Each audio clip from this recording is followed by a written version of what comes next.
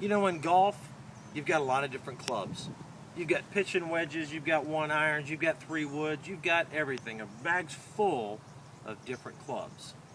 And fishing is a lot the same way. You can't expect to go out there and compete in tournaments having just 1 or 2 types of rods or actions. You need to have different tools for different applications. And I want to talk about that a little bit. Talk about some of my favorite techniques here lately. Number one, flipping.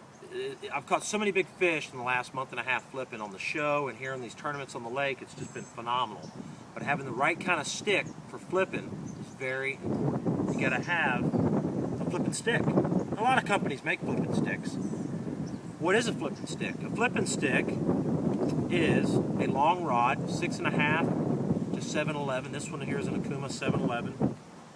But what you want in a good flipping stick is you want a long handle, okay? Long handle like that. That allows you to have leverage.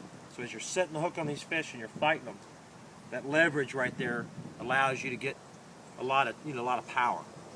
Number two, you need to have a strong blank.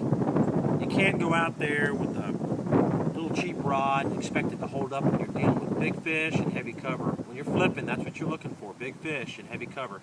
You got to have a rod that's durable. Very important. Number two, you need a lot of guides. You know, this rod here has 12 guides on it. That gives that rod a lot of support throughout the bend as I hook a big fish. It allows that rod to kind of equally disperse the energy through this rod so it doesn't break. Most importantly, when you flip, you need the right kind of tip. Now, this rod here, 7/11, that's pretty strong. But look at the backbone on that. See, as my tip starts to bend here, right out in this area, it's still staying pretty straight. That's called the backbone, okay? So that backbone is staying real strong. This area from here to the reel seat is not bending much. That's the backbone. Then you have the tip. You want a little bit of tip, and you want a lot of backbone on a rod that you're going to flip with. Very important, because the backbone is what gets those fish out of heavy cover. Picking the right rod for flipping is very, very important. Again, I guide down here on Lake Okeechobee quite a bit, and it's a mistake I see people make commonly. They just bring the wrong sticks to the game. It's about like if I gave you a pitching wedge on the driving range or on the driving box there, where you're going to tee off from, you're not going to hit it very far. It's the wrong tool for the job. So you need to have a big driver, big Bertha, you know? You got to get the job done.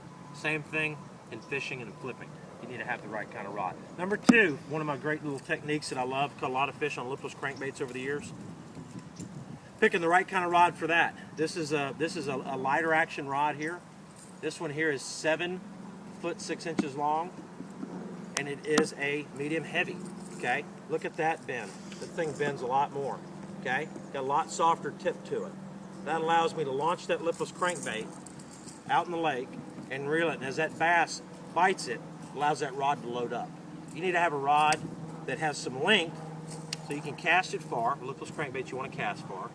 I like a medium heavy action. Again, that soft tip allows that bass to load up on those hooks a little bit better, and that's real important.